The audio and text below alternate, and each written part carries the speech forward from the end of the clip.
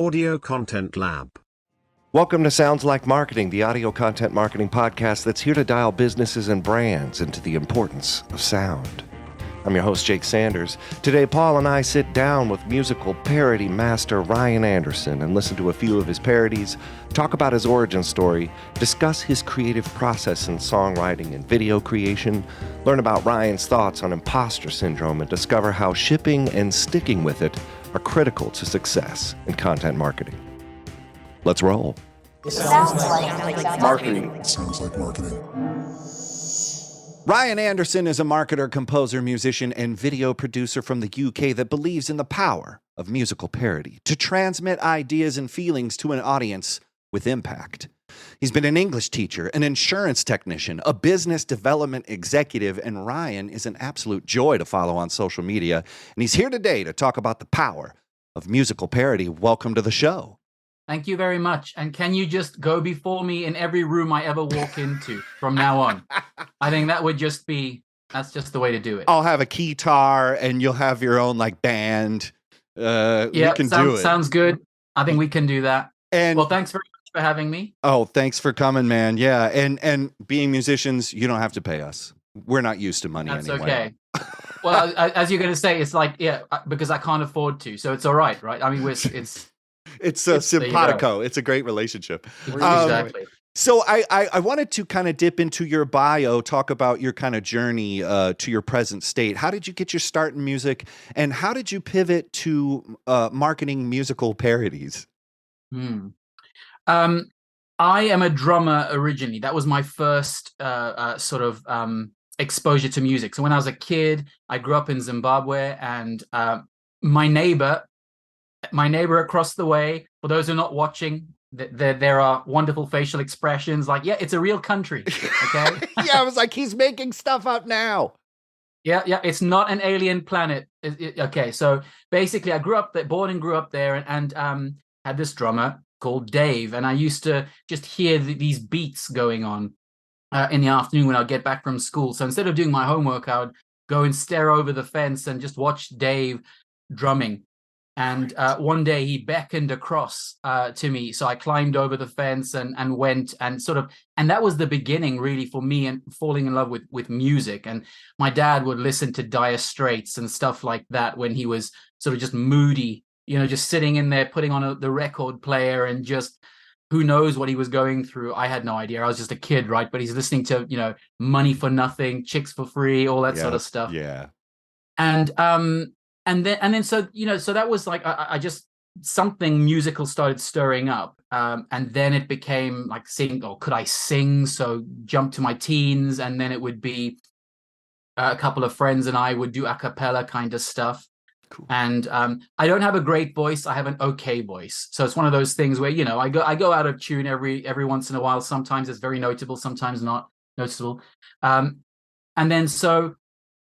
I think this takes us up to about the point of when I had a guitar, which I couldn't play, and I was trying to write songs, which I couldn't really write, but I could follow the rhythm of someone else's song. So I would just, I didn't even know what a parody was. I didn't know Weird Al Yankovic at that point or anything like that. Yeah. So I would just borrow the outright tune of something and play 3 chords and show my mother, and she would like, okay, and there you go. Then Weird Al Yankovic did Amish Paradise. Yes. And something just went, in my head, like, hold on, I can actually write this stuff too. So I was 15, 16 at the time. So I wrote what was called Bather's Paradise back in the day. Which was, you're a teenage boy, you probably stink, right? So I wrote what it was like to be a teenage boy whose dad's always telling him to have a shower and stuff like that. Bring that all the way through now, another 25 years or so, and it's something just stirred up again, and I'd been writing my own songs, recording my own original music and that sort of stuff just in a friend's studio, and never published any of that stuff really, publicly. Mm-hmm. And the parody thing started stirring up again. So I thought I can do lyrics. Like for me, you could give me a challenge right now and I could write you something, but if I have no challenge and if I don't have a theme and nothing, just to dream up a song from out of nothing is harder. Yeah. So I started just basically, if someone happened to have a song that they really liked, and I knew that there was a topic that they really liked, or so as you've seen, because we've followed each other for a little while, it could be a book, it could be a topic, it could be something, and I will find a way of pairing those things. And it's like coming at things from both directions. Mm-hmm. It's a case of, for example, I think of sometimes there's a song, I'll just love a song and I know I've got to use it, but I don't know how yet. So who is it? Is it I'm Walking on Sunshine? I'm walking on sunshine. Oh yeah, who is that? Come on. I've done it. It's Katrina. Katrina and the Waves. Yes. Right, thank you. So I knew I was going to do something with that song. And then one day while waiting for the mechanic to fix my car, I was just thinking of emails and how we get spammed. And, you sign up for something and you just get email after email. It was like, but I only signed up for that one thing. And it just feels like you're being stalked. It's like just constantly. So then I came up with stalking me online instead of walking on sunshine. Love it.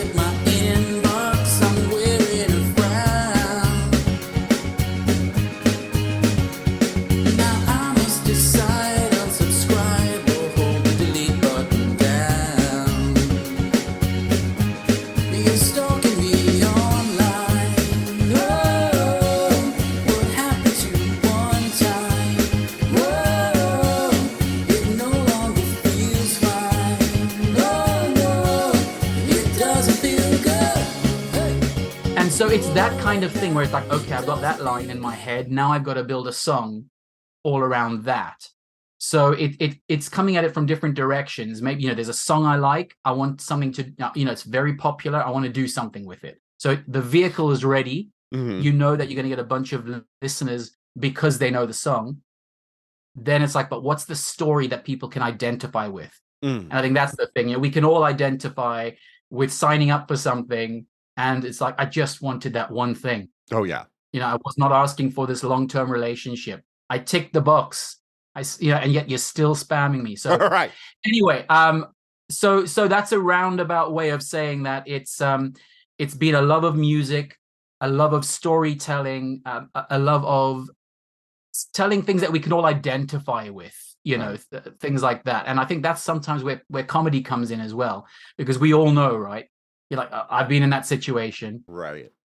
So yeah, my mouth is getting dry. I'll take a sip of my drink. And if you got another question, fire away. Well, it's unfortunate because my next question was, how do you come up with these? Like when you compose them, do you have a topic in mind that fits existing songs? But you said you have a little, it's creativity is connecting these disparate influences and then having a perspective and then going and launching. Do you always have those things ready? Do you have a do you have like a book of ideas, or how do you just kind of like you catch the inspiration and you go with it? It's a bit of everything. So I have basically either a note like on my phone, like I use Google Keep. So I have that and say a document. And when I come up with something, when I just think, okay, I love that song. Mm-hmm. So I've got a very long list of songs from my teenage years up till now. There's like, Roxette, Swedish rock band, sort of thing. Yeah. Hootie and the Blowfish, Gin Blossoms, Collective Soul. These bands. Which interestingly, no one in England knows about. Like, you're talking right to my '90s heart. I was like, oh, I know all that. Well, this is it. I mean, see, but growing up so I'm mid-40s, right? Yep. So growing up in Zimbabwe was an interesting culture where we absorbed culture from America and the UK as well as whatever our own culture was. So our musical tastes and television tastes were varied, and all that sort of stuff. So I have this list, and it's just like whenever I think I know I want to do something with a song, it goes onto that list. And then something comes along. So, for example, author Mark Schaefer and 35 other authors recently released the greatest marketing book ever. Oh, yeah, I saw that. So immediately, there's a song like The Greatest Showman, right? So it's going to be one of those. Nice. So it's looking through those songs, and well, you kind of think, okay, well, the one song uses as greatest, so how am I going to make it fit? And then that's what it is. It's kind of saying, okay, and it's great sometimes to be in a corner. I've got to make this work. That's the song, and I'm going to make it fit. So it really is. Sometimes it's a line, it's a saying, it's whatever it is, or it's a title. It's a book title. It's a problem, it's something, and then I will go to just whether it's Spotify or where I buy the karaoke backing tracks from, and I'll just look for words that rhyme. So, for example, I did a song for Anne Handley's book, Everybody Writes. Oh, great book. Right, and I had never heard of. I presume it's pronounced The Weekend or The Weekend. I'm not sure. I don't know, right? There's no when you drop vowels, you're asking for trouble. So basically, it's The Weekend, is it? No, it's The Weekend. Do either of you guys know? Yeah, it's The Weekend. But I love The Weekend. I thought I did, but now I have questions. No. But I wonder if someone was like, no, you can be like weakened, by something. And you're like, no, it's The Weekend. How to spell, there are two different spellings. But anyway, I hadn't heard of the song, never ever. But it was, I wanted something to rhyme with rights, and so I typed it in, and lights came up, and the song is Blinding Lights. I was like, okay, well, Blinding Lights, Everybody Writes, that's perfect. Not quite it, but what are the lyrics? So I looked at the lyrics of that, and then he goes, yeah, everybody writes. Oh no, that's what I sang, sorry. He goes, yeah, blinded by the lights. So then I'm like, yeah, everybody writes. So it's really so good. It comes at it from all different directions, but having a list of songs to go to and a list of problems or books that I love. So I've got some upcoming ones where I just know, like Lighthouse Family, there's a song they did. I want to use that. So yeah, it's a bit of from everywhere. Yeah, no, it's so, and me and Paul are chatting, talking about that creative process. A lot of people think, well, you're creative, you'll think of something. And a lot of people get it in their minds that the muse just comes down. And what you're explaining is what I've experienced. Is it's very much like spelunking or like cave diving. Like you see an opening and you shove your head in it, and then you're just kind of like wiggling around and things don't work. You hit roadblocks, but you keep persisting. I mean, can you talk a little bit more about that creative process? Because it's at the end, when people get the creative output, they say, well, that's a total square peg in a square hole. It's great. But they don't know that you spent hours jamming around one in there, just kind of speak about creativity. Is it just flash lightning, or is it always this sort of process, or just kind of speak about that? Sometimes it is flash lightning, thankfully, right. Sometimes I can write, I could write something that takes 15, 20 minutes because it's just flowing. That's more the exception than the rule. It doesn't take too long. So to be honest, sometimes, hey, I have no idea what the extent of the listenership, but basically I'll just confess that sometimes the best things happen in the bathroom, right? Yes. So you're there, got my phone, and I'll just write an idea down and I'll start working on it. And to be honest, I've got 3 daughters, so it's a place I also got to hide sometimes, right? So I'll be in there and I'll just be working on something. I'll start writing. I've written stuff. I recently wrote a bunch of parenting related things. I don't know if I'll do anything with them or not, but I took is it Pharrell Williams' Happy? Yeah. And in the UK we refer to diapers as nappies. Nappies, yeah. So I came up with nappy, and I wrote this whole thing about just like how many nappies I've changed, in my life.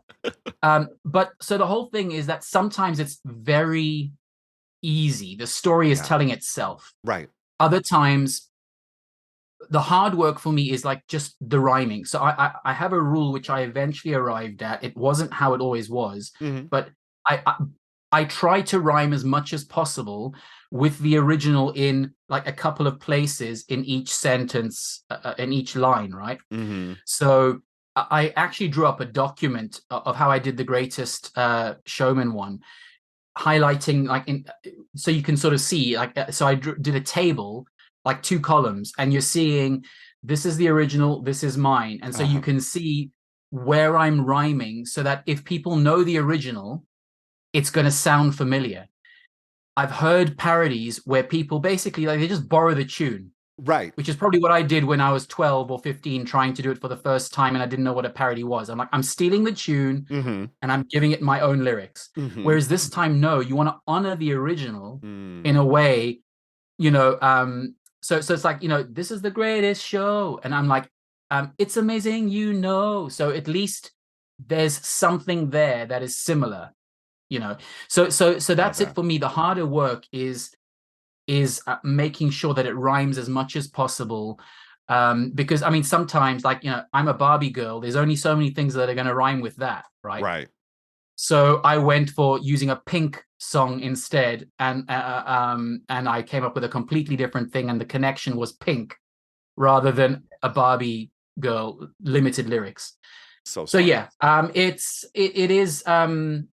I work hard to make it make sense, to put Easter eggs in there if you know something about the original and about the topic. A lot of people who've listened to some of my songs, like I did a Vanilla Ice one for, I think it was 8 Seth Godin books. And if you don't know the books and you don't know Vanilla Ice, I mean, it's probably the same with most of the songs, it's not really going to mean anything to you. If you know the books, it's like, okay, that's cool, I know the books. If you know both of them, and you see, like, when he goes, there's that lyric where he goes about something about a mic, rock a vandal, this and that, and blah, blah, blah, all that sort of stuff. I talk about so dope I don't have to plug in the handle, instead of like rock a mic like a vandal, and wearing my sandals. And it's the whole thing where I'm like, make it work with words that rhyme if you can also tick the box of telling a great story. Well, and I want to. I swear to God, Paul, I'm going to get to your question. You're going to ask your question next, but it's okay. I can email it. Okay. After we record. No, but I think you're hitting on a really important point about creativity and the reception of it. Is you need to honor things that are inside people's heads so that it resonates. I think a lot of people in creative, pursuits are saying, no, it's got to be brand new, something they've never seen before. And you're like, good luck with that. It really needs to plug on something else. Like if I'm playing music, on keyboard or something, I'm going to play a Herbie Hancock line or something that references where I've come from and what people will know, So I think you're hitting on a really good point of the reception of a creative idea has to have receptors in it. I mean, you know what I mean? Like it's cool that that's a part of your process. And I think too, sometimes too, like, and this is a lot of like what we talk about, Jake, with the marketing side of it and creating logos and stuff like that. Like, there has to be some familiarity. And I think a lot of times, like Ryan, especially what you do, like the more people can kind of connect it and feel like they're getting the joke, especially if it's like the inside joke that you were talking about, like that's even funnier. Yes. So I was kind of wondering, that actually does lead into my question, Jake. Nice. So you make these thank you. You make these wonderful and fun videos that accompany the music. And so how important do you feel that visual element is, especially talking about like Weird Al? Like there's some jokes that just like it's 3 times as funny. So like, can you talk about that a little bit? Sure. Well, so the first video I ever did, I don't know if you've ever heard of Amy Porterfield. She does Oh online yeah, marketing. Yeah. yeah. So I came into the online space. For the most part, she was the beginning of my, or close to the beginning of my online kind of experience, roughly 2012, 13, something like that. And I was part of her community for ages. And I learned that she loved, um, who sings it? Is it Journey? Don't stop. Oh yeah. Oh yeah. Yeah. So she plays that song whenever she does a launch, okay, of her course or whatever it is. She just does it's her anthem. So I was in this Facebook group with her, and I knew that her birthday was coming up. I think I slightly missed it because I'm a bit of a perfectionist, trying to make, like, I've got to get this thing right. But Right. the problem is I think of ideas too late sometimes. But anyway, I wrote a song around that for her, and ended getting this teary thank you video from her and how much she loved it. But that was my first video, right? And I thought, I've got a song that's nice. People don't just want to necessarily see me standing here, which, although, by the way, behind the scenes stuff is a great form of content that when I do that, right. So if on LinkedIn you see the green screen behind me, you know it's a behind the scenes video. Yep. I've not dressed it up or anything, right? Right. But my first video was done, I'm a Mac user, so it was done using Keynote, which is actually surprisingly good with animation and stuff like that. So I created animation in there, and I did a video with all sorts of stuff using that and other things. I then, a couple of years later, did a full-on music video, really badly, relatively badly done, let's say, very low budget. Just me around the house, different cameras and lights and everything. It took like 3 days or something to do. And that was the Buyer's, it was called at this point Buyer's Paradise. So I redid the Gangster's Paradise one as Buyer's Paradise. Nice. So I did 2 of them, which were typical, you see the singer in the thing in different situations. It was just so much work. And I thought, I'm loving writing these songs. I'm loving singing them and putting them out. I'm not loving filming these things. And so I went off, I stopped doing them and entered a kind of depression in a way, because I was not creating content that I wanted to. Mm-hmm. An author called Stu Hynek released a book called How to Grow Your Business Like a Weed. And it was one of those things, it's amazing what can happen when you just don't think too much about it. So green screen behind me, I just basically got tile images of his book cover. You can see my, I use a blue snowball mic over here. It's in all 3 versions of me because I can't remove it. It's in front of me.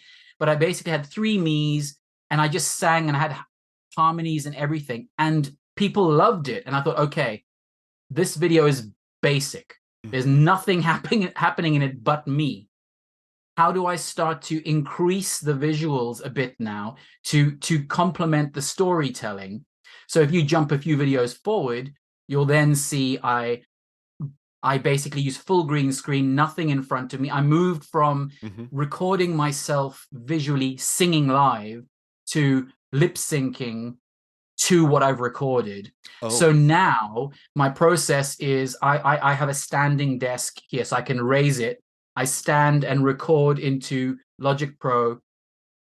I then bring that into my video editing software and record myself lip syncing.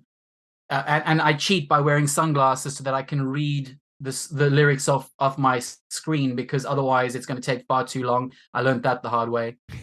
And basically, so I just read it, and per what we were saying possibly before record, I used to do whatever the length of the song was.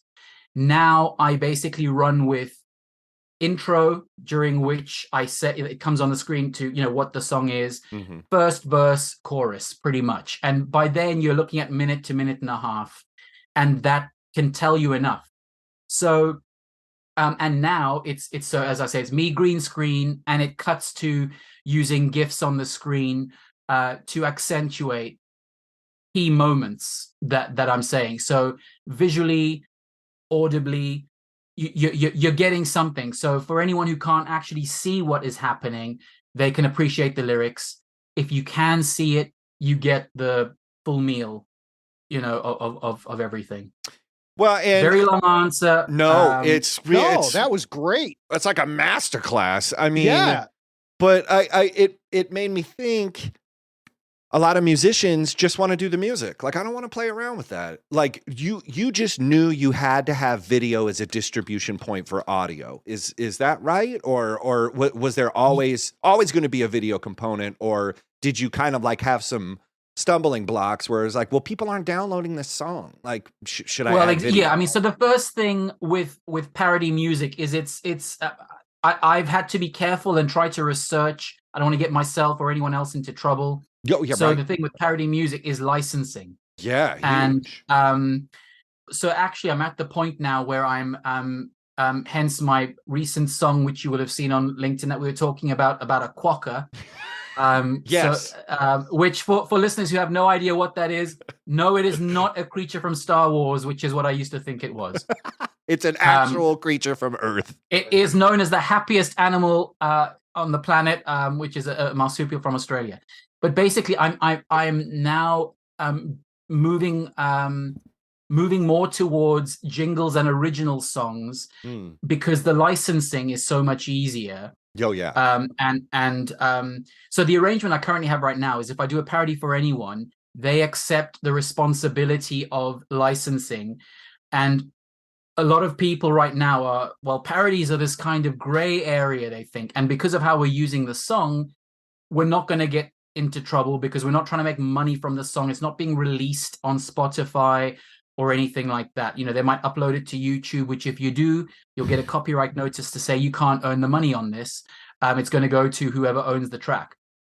So for me, the whole thing I've ever been selling is my songwriting.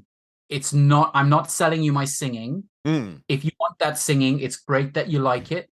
But I'm selling my songwriting because I can write a story that you're going to love. Yeah. You're going to laugh at. People are going to sing it. In fact, someone in the comments of the quokka thing said, this thing is annoyingly stuck in my head. I can't get it out of my head.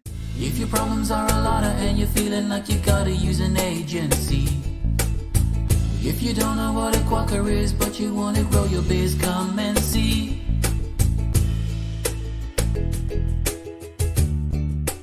Score. So that's what you want, right? Yes. So the to say about did I always want, so because I used to write my own songs and every once in a while I'll write one, right, that I didn't ever expect that to become a thing. With this, it was just a way of getting my creativity out, showing appreciation for people and books and podcasts that I've liked. And then it's become more of a thing where, well, hold on, we're noticed all the engagement these songs are getting, you see. So it's become more of a thing. And I actually did, back when I wasn't sure if I was going to do them because it was so much work, I asked people, would you listen to these if there was no video? And the people who already knew me said, because it's you and we know you, yes. However, your videos are half of it. Yeah. What I do, they love the video component. So it's almost like they've had something and you're saying, I'm going to take half of it away. What do you think? And they're like, well, that's no good. I don't want you to take half of it away. But because we know you, because we like you, okay, we'll listen, but it's not the same. And so I think I'm in this position where this is the bet I've made for myself. As long as I'm doing parody videos or humor-based content, there's the visual element to it. It's like, why would you sell yourself short? If you can use visuals, use them, Yes. Yeah. I mean, definitely. That's, how many times we talk about like repurposing content and stuff like that. And this Absolutely. is just like, that's why it's there. All right. So story time. Can you give us an example of like a client or a project you work with where everything went perfectly? And conversely, do you have any stories where everything went wrong? I wish I could, first of all, have a story that was everything tanked and sucked and was bad. I mean, just because it makes for a great story. I don't have one where everything went wrong, other than the fact that there have been times when it looked like, I mean, the person said, absolutely, I want to do this. And then they ghosted me. And then, you just realize, okay, I don't want to become a stalker. You know where I am. If you want to work with me, here I am. Yep. So, but to be honest, I'm relatively early on in this stage of my life.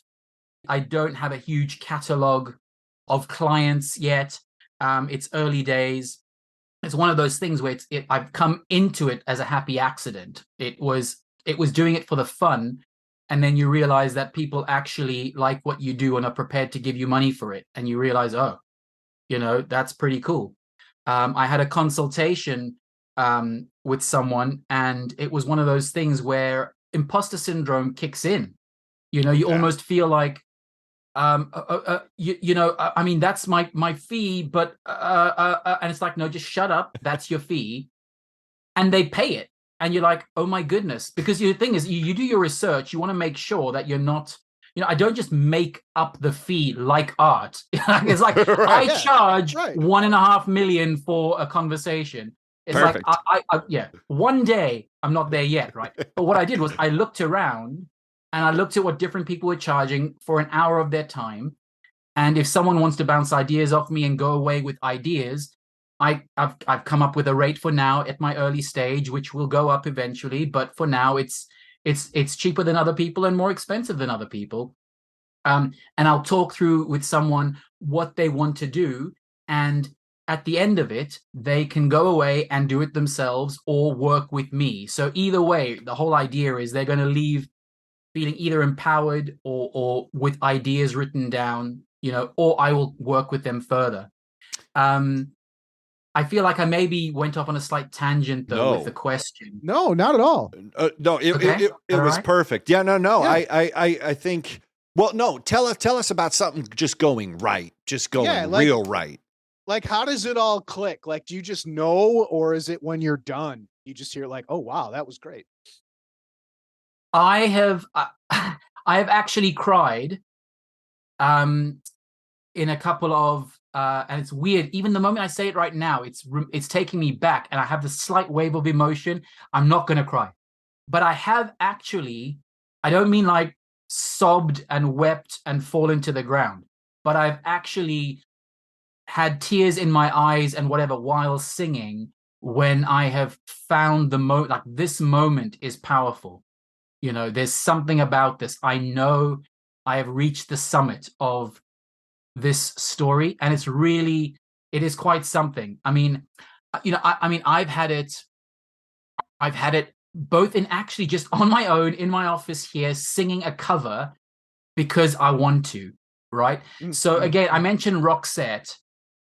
I don't know if you know Roxette. Oh, but, yeah. Song, of course. Right. Yeah. So I had no idea that Marie Fredriksson died in the past 3 years. Mm-hmm. Mm-hmm. I knew that she had cancer. I had no idea that she had battled with cancer for like 10 years or something. Mm. So because Roxette's on my list, not just one song, but like flippin' heck, like something from all of their albums, right? Yeah, good. And by the way, quick side note, how you pronounce the name?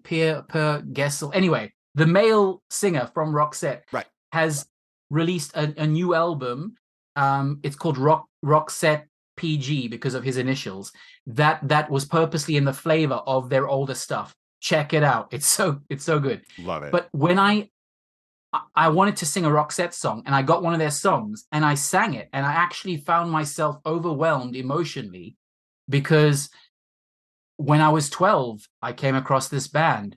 I'm 45 and the lead singer's dead, and Sinead O'Connor just died yesterday, I think it was, so our sort of age, I think, Jake, you're a similar age. I don't know, but we seem to know similar bands, and and the guys and girls that we followed through the years are that often that little bit older than us, and we're starting to hear about deaths, and so music is very emotional. So if I pick a song that it means something to me, it was important, and people know it. I suppose people tend to know it anyway, right? If it was on the radio, if you pick a song from the CD, it probably wasn't necessarily, probably didn't have a karaoke backing track because it wasn't one of the most popular ones, kind of thing. Right. So I am kind of limited by what I do based on what's available karaoke wise. Right. But there's that emotion that comes with it. And you sing this song, and I find myself like, something from the original, something from what I've just said, I know I've hit it. It's like, it's a climactic moment, and I'm not trying to be all weird and sexual, but there is something highly emotional when you think I've put my best work into this, and what I am singing and what I'm saying. Yeah, I can just imagine, by the way, I'm just imagining Weird Al listening to this saying, what the hell? No, it's like, you can tell. You can absolutely tell. I mean, there's times like I've been writing like fiction and had the same, like I'm sitting here listening to you just being like, absolutely, like it like, when you hit a home run, like you can stand there and watch it go. I was getting goosebumps when you were saying that, because if you are at a creative field and you're, spending hours practicing your horn or whatever, there's moments on stage where you're just like, holy shit, like this is really going down. Like this is really happening. And I think maybe that I wanted to kind of follow up about imposter syndrome, because you're very vocal about your hesitations around things, and you make fun of yourself, which I think is great. But is it that moment? Like I'm getting, the hairs are standing up. Is it that moment that keeps you going back and overcoming imposter syndrome, or is imposter syndrome like a necessary thing that maybe you have to overcome, or just kind of speak about that? So I think imposter syndrome is something that, I mean, I'd love to know who is really peaking in their field and says they've never had it. Maybe, I don't know. I guess, it's a term it's more recent, isn't it? It is very in the past recent. few years. So, I guess some people just say, I feel like an imposter. I mean, people have said that for a long time. Sure. I think it's often that I think we undersell ourselves.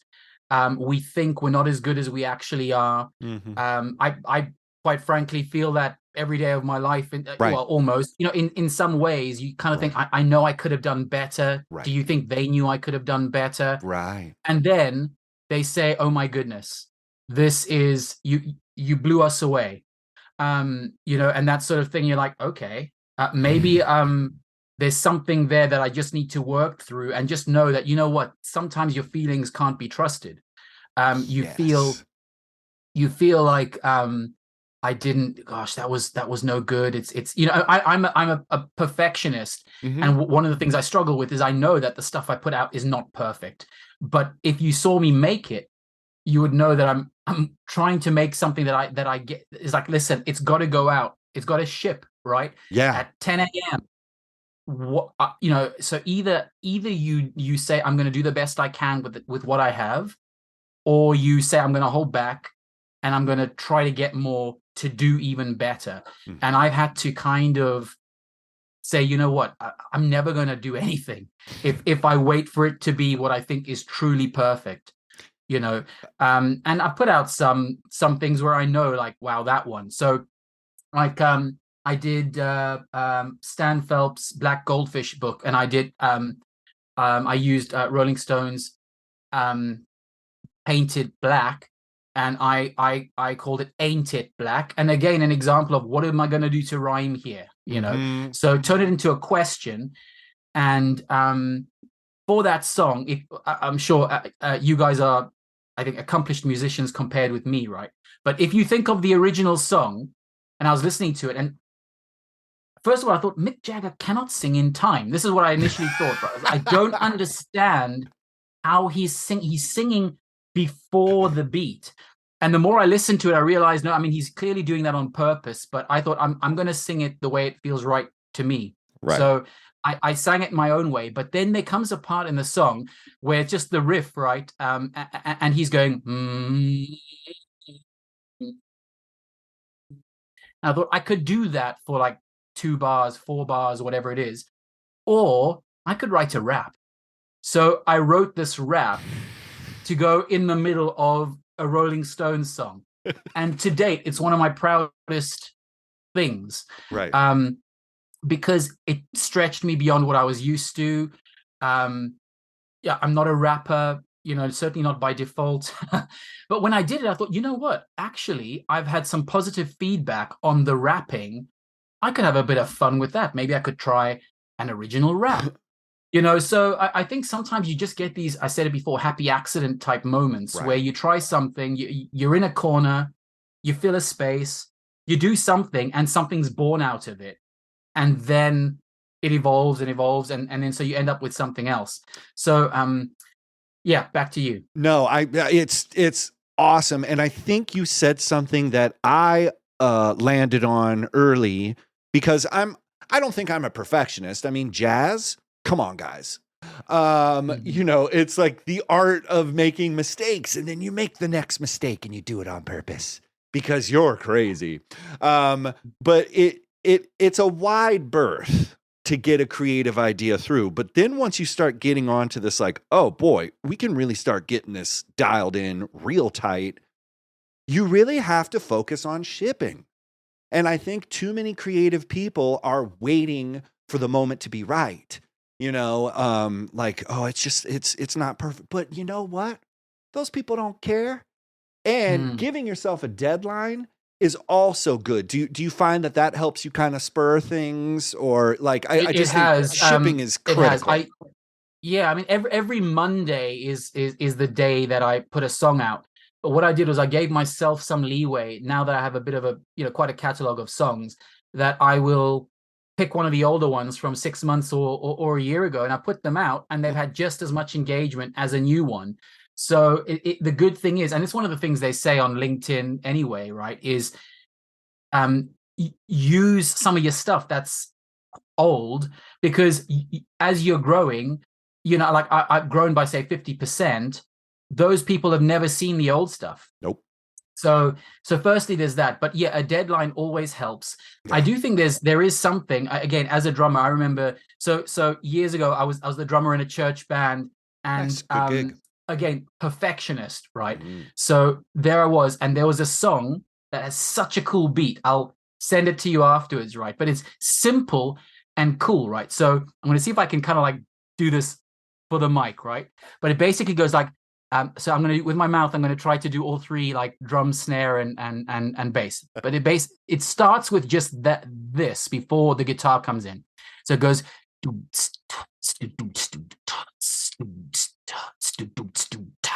and then there's that thing, and it starts again. So you got all of this like, double kick, and then the hi-hat is, and so everything is kind of like, it was so cool. And I messed up. And Jesus is listening. So that's the other part. I know. And I just, but in the moment, well, actually, I was going to say that this angelic light shone down on me. It did not in the moment.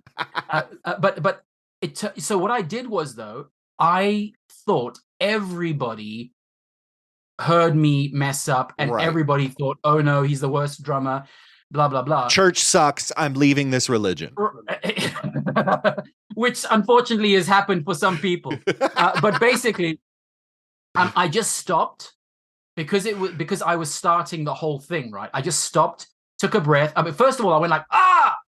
But I stopped, and I just did it again. And the guitarist came in, and everything was fine, and off we went. And then afterwards, I talked with some people in the congregation, and they're like, what are you talking about? Like, what? When? I don't know what you're saying. It's like, I didn't notice. Yep. And so coming back to what you said, we can try to make something that we think, this is my baby, this is like, it's the perfect thing. Every word, every syllable, everything perfect. Is perfect. And I mean, there are things that never made it. They're on the so-called cutting room floor, right? They didn't come out. I'm like, actually, the thing that I didn't release, I really wanted to, but I just had a verse and a chorus. And this tells a better story, even though this is cleverer. And so sometimes you can't put out what you really want to, because you want to serve the story. And the people on the other side of that have no idea what you wrote. There's no director's cut of the song or anything like that. They just hear what you wrote and they love it. but you're there thinking it's not what I really wanted to do, and I really wanted to do something else. And I can't imagine what it's like in the recording industry where you've got, you know, people in suits telling you no, you know. And then I've heard of, like, it was a band called 9 Days, you know, Story of a Girl. Oh yeah, you know that song. yeah. Their second album was like frozen for like a couple of years or something because of a whole dispute with the label. So I can't imagine what it's like being in the industry and how difficult that must be for some people. At least now, right, we can create whatever we want, and we can go direct, you know, put it out there. That's I think that happened with the Stone Roses too, didn't it? Like they got like a whole album that they had created and got into a huge fight with their label for like a decade. Wow. Yeah, it was nuts. Yeah, I bet you there are so many stories. I mean, you know, Ed Roland, the lead singer of Collective Soul. Yeah. They released their most recent album. Was it this year or end of last year? And it was supposed to be a double album, which they were going to release like on the 20th or 25th anniversary of their very first album. It was going to be a double album, which, like, what does that even mean anymore with Spotify? Yeah, but right. They split it into two. And it's really interesting. The first one they released, called Blood, in like 2020 or 2019, just before COVID, I didn't think it was a particularly great album. The second one, which was the second half, is excellent. And it's like, firstly, I don't understand how you can have two vastly different things. Did you put all your best songs on the second? I don't know, right? But and this seems to happen very early on in people's careers, right? They start off, they sign a label or whatever, a contract. Yeah. Then something happens, like, we don't want to pay. I don't know what it is, right? I'm not in the industry, so I don't know. But something seems to happen sometimes quite early on, some big change when suddenly they realize we could make more money, or you're kind of taking advantage of us. I don't know.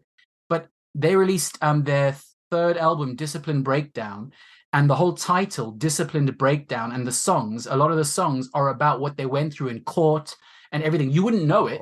You wouldn't know it in the song.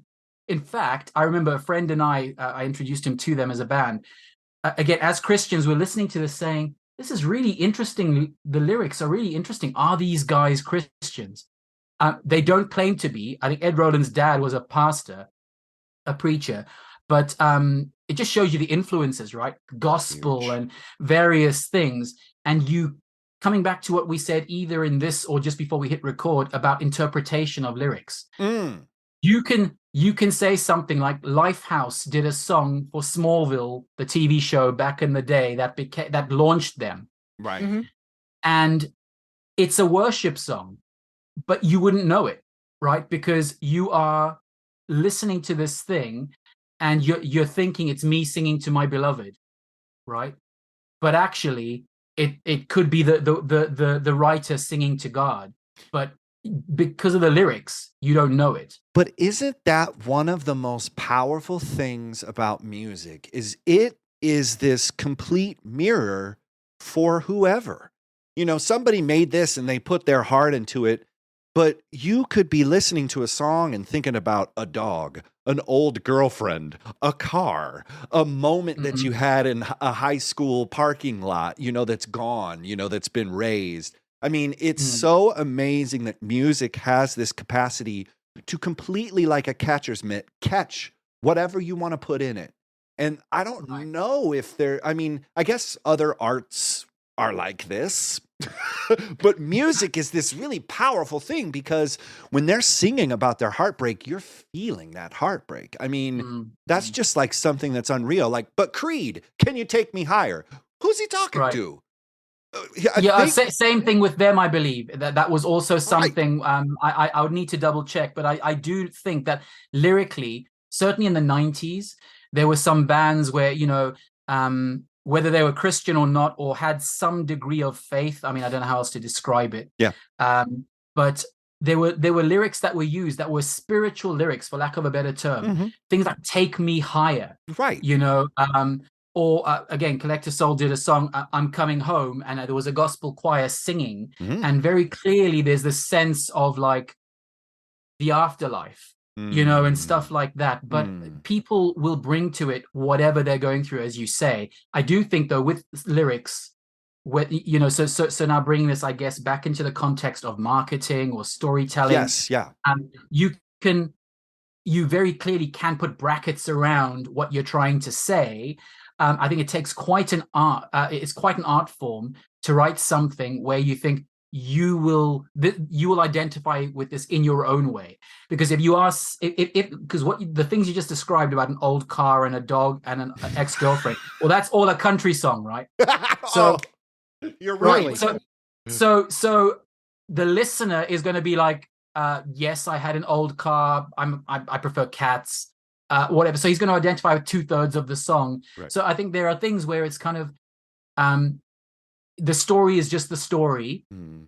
You know, there's nothing in it for you, but you enjoy the tune and you can sing along. Mm-hmm. And I think country is quite like that. I started getting into country when Darius Rucker from Hootie and the Blowfish started doing country. I thought, well, I enjoyed Hootie, so I'm going to have to follow you now into country and see what you do there. And I just love the storytelling. But so I do think that from bringing this to, say, marketing, jingles, and this kind of stuff, when you really want to shape what your audience is going to picture, you have to, you don't want to give them words that are going to have them thinking of another brand, or anything like that. It's going to be point.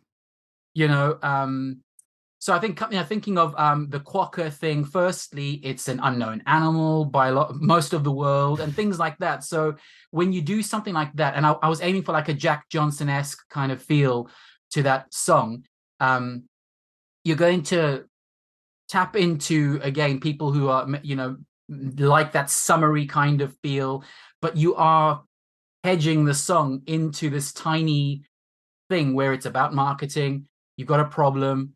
You don't know what the heck a quokka is. Come and find out.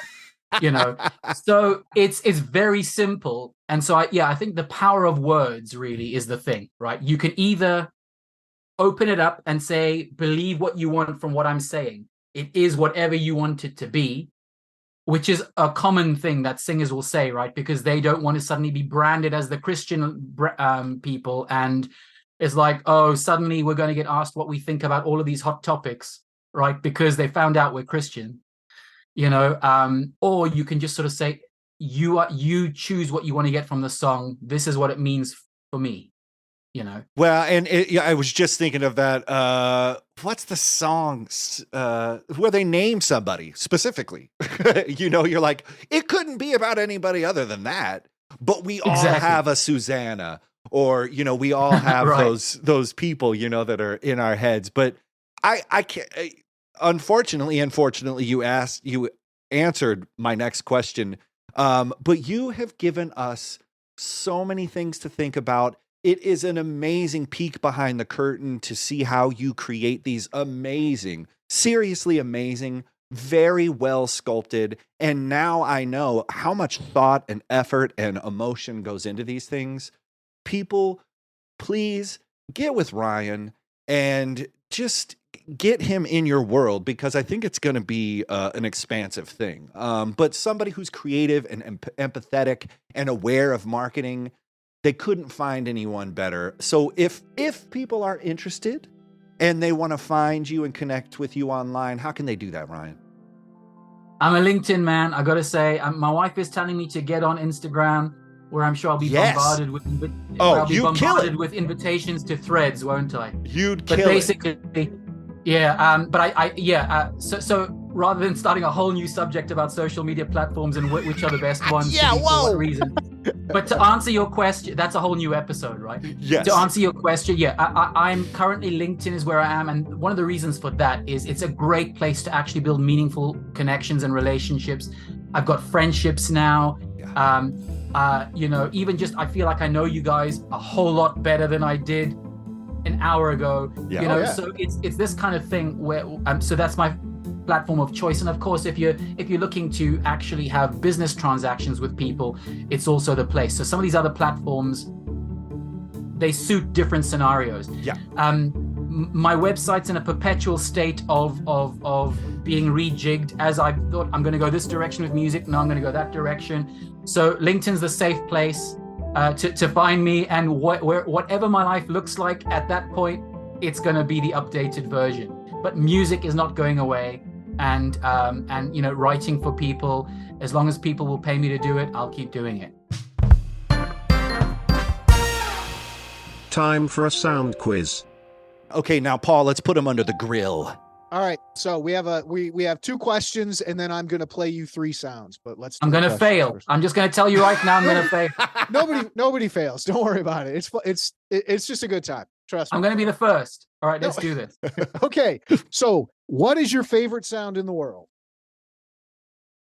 Oh, okay. This is the first thing that comes to my mind, right? Oh God.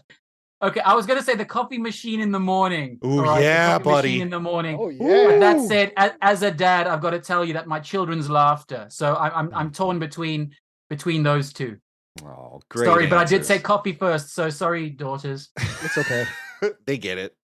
It's fine.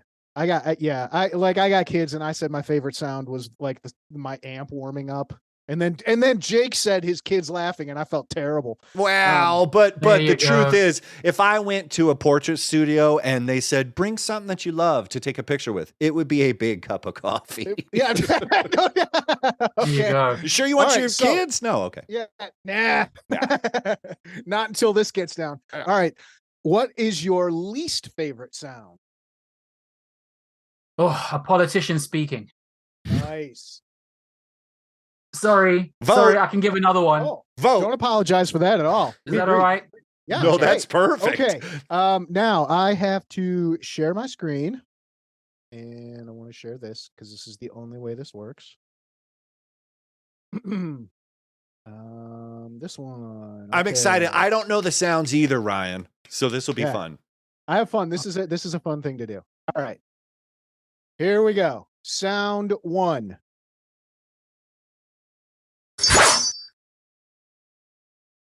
That is, it sounds very swordy, so like a sword, like swooping or something.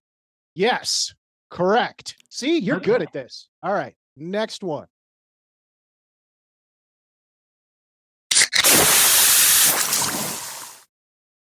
Ooh. Okay. I mean, if the mic's very close, that's like opening a fizzy drink of some variety. Boom. Right? Okay. You're 2 for 2, buddy. Nice, Here's Ryan. the last one. And I gotta say, before I play this, I snagged this strictly for the title, but I love the sound. So here we go.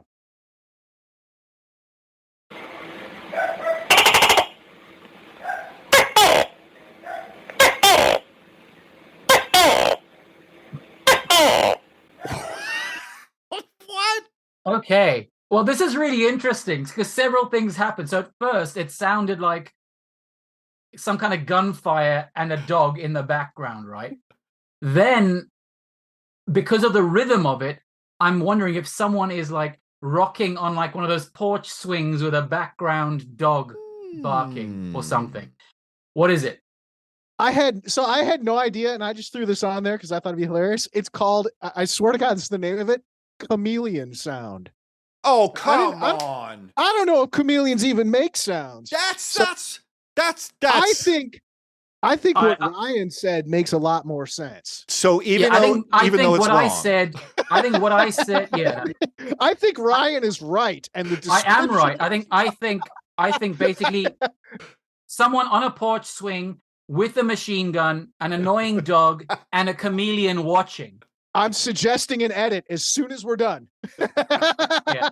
I think it's the only logical interpretation of what you put. It makes sense. It makes perfect sense. It was a chameleon with a machine gun. It's like a On game a porch swing, Yeah. being barked at by a dog. That's it. That was great, dude. That was Final answer. hilarious.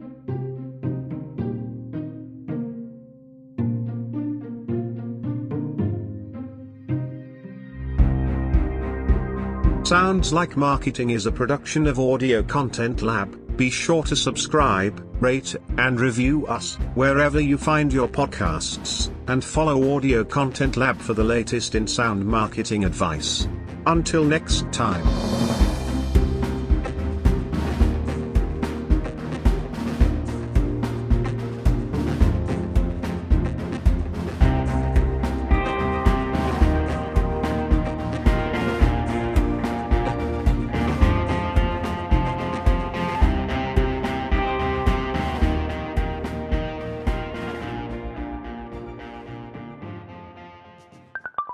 Audio Content Lab.